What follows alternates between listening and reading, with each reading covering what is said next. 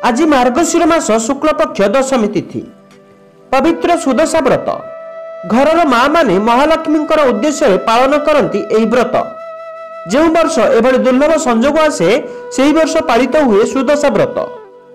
पुराणर मान्यता अनुसार माँ माने निज परिवार शुभ मनासी निज घरर पुत्रवधू तथा परिजन मानक उपरे माँ लक्ष्मी एवं भगवान विष्णुंकर कृपा बरसिबा निमंते पालन करती एही व्रत। पुराण वर्णित बहु कथा और मान्यता अनुसार 10 प्रकार फूल फल पिठापणा सह विभिन्न प्रकार नैवेद्य को समर्पित पूर्वक एक श्वेत व्रत रे माँ लक्ष्मी 10 नाम 10 गंठी पकाई पालन करा जाए। एही व्रत लक्ष्मी नारायणी, कमलिनी, श्रीहरिप्रिया, पद्मालया, कमला, चंचला, विघ्नसेनी, सिंदूरा, दुल्लणी, दुर्गतिनाशिनी, विष्णु पाटराणी एही 10 नाम गंठी पकाई पुरोहित माने सुदशा व्रत कथा पुराण माध्यम पाठ करती। गाँ ठू पुरपल्ली पर्यंत सबुठी चलचंचल हो उठे एभली व्रतर परिवेश। ग्राम्य जीवनर एभली किछि दृश्य साउंटिचंती दुर्बंध ग्रामर आमर जणे बंधु भजराम सासमल।